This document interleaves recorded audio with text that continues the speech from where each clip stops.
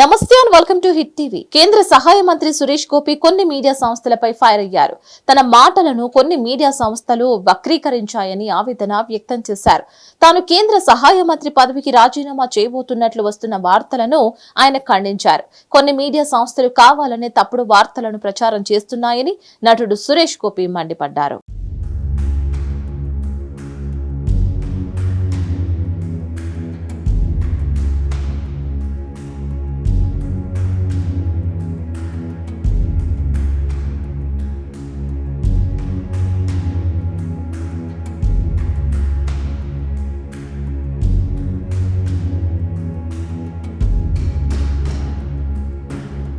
కేరళలోని త్రిశూర్ నుంచి గెలిచిన సురేష్ గోపి మోదీ కేబినెట్ లో స్థానం సంపాదించారు. కేంద్ర సహాయ మంత్రిగా ప్రమాణం చేశారు. అయితే బీజీ సినిమా షెడ్యూల్ కారణంగా పదవి నుంచి తప్పుకోవాలనుకుంటున్నట్లు సురేష్ గోపి చెప్పినట్లుగా వార్తలు వచ్చాయి. ఈ వార్తలను ఆయన ఖండించారు. కొందరు కావాలని తనపై దుష్ప్రచారం చేస్తున్నారని వాపోయారు. ప్రధాని మోదీ నాయకత్వంలో కేరళ అభివృద్ధికి బీజేపీ కట్టుబడి ఉందని అన్నారు. కేరళ నుంచి ప్రాతినిధ్యం వహించడం, మోదీ కేబినెట్ లో తనకు చోటు దక్కడం గర్వకారణంగా భావిస్తున్నట్లు చెప్పారు. ఈ విషయాన్ని వెల్లడిస్తూ ఓ ట్వీట్ చేశారు.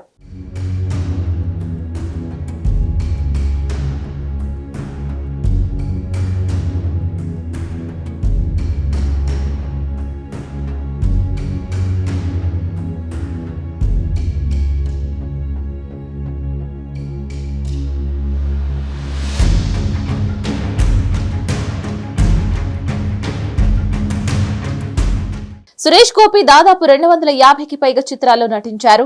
2016లో రాష్ట్రపతి కోటాలో రాజ్యసభకు నామినేట్ అయ్యారు. ఆ తర్వాత బీజేపీలో చేరి 2019లో లోక్సభ ఎన్నికల్లో పోటీ చేసి 3వ స్థానానికి పరిమితమయ్యారు. 2021 కేరళ అసెంబ్లీ ఎన్నికల్లో త్రిశూర్ నుంచి పోటీ చేసినా నిరాశ ఎదురైంది.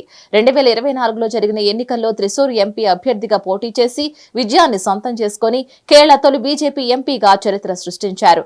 ఇప్పటి నుంచి కేరళలో కమల వికాసం కొనసాగుతుందని సురేష్ పేర్కొన్నారు.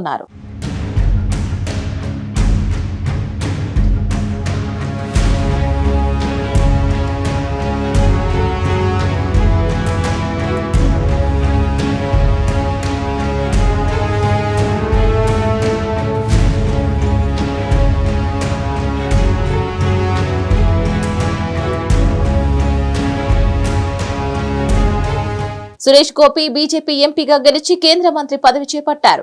కొత్త బాధ్యతలు చేపడుతూనే సినిమాల్లో కూడా నటించనున్నారు. ఈ విషయం ఆయన చాలా స్పష్టంగా వెల్లడించారు.